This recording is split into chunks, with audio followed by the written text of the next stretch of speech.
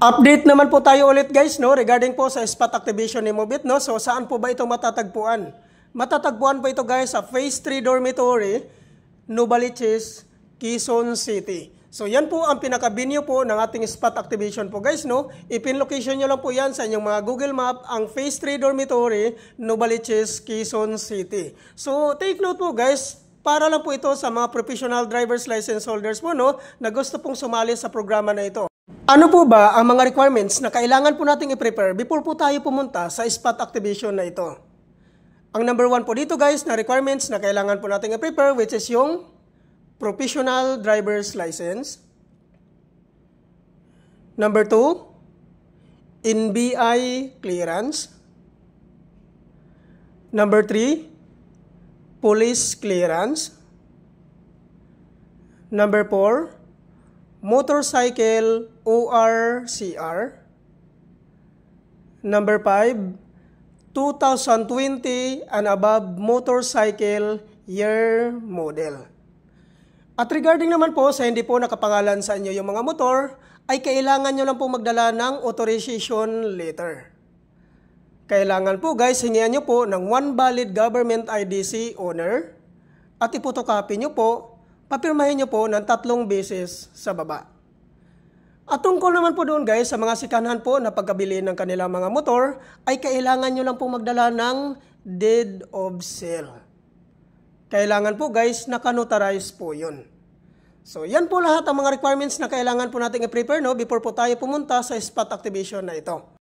At ang kagandahan po dito guys, no, pag once ma-activate po kayo sa spot activation na ito, ay ma-avail mo po ang mga previous po na binibigay po dito ni Move It. Ano po ba ang mga previous na binibigay po dito ni Move It?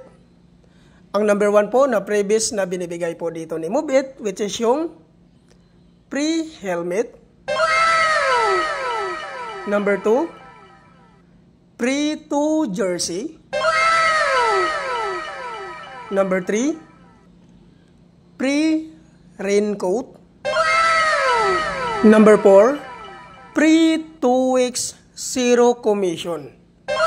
Ano po ba ito ang tinatawag na pre-2 weeks zero commission po ni Move It? Ang ibig sabihin po nito guys, pag once ma-activate ka po dito at once mag-start ka na pong bumiyahe, hindi ka po kakaltasan ni Move It sa kanilang commission sa loob po ng 2 linggo. So, napakagandang panimula po nito guys. Sigurado pong mapapasa iyo po lahat ang kikitain nyo dahil hindi ka po kakaltasan ni Move It sa kanilang commission sa loob po ng 2 linggo. Ano naman po ang age qualification na pwede po dito? Ang pasok po dito guys, which is yung 20 to 60 years old. Take note po guys, na ang 56 to 60 years old ay kailangan nyo lang po magdala ng medical certificate. At kailangan po guys, fit to work. So ayan po guys, no, kung ikaw po ay professional driver's license holders na gusto pong sumali sa programa na ito, pumunta lang po kayo sa pin location na ito.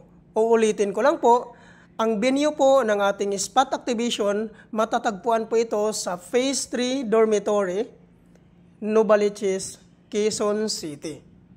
At ang kagandahan pa pala dito guys, pag once ma-activate ka nga po dito, ay magkakaroon ka po ng 3 service type. So ano po ba ito ang 3 service type?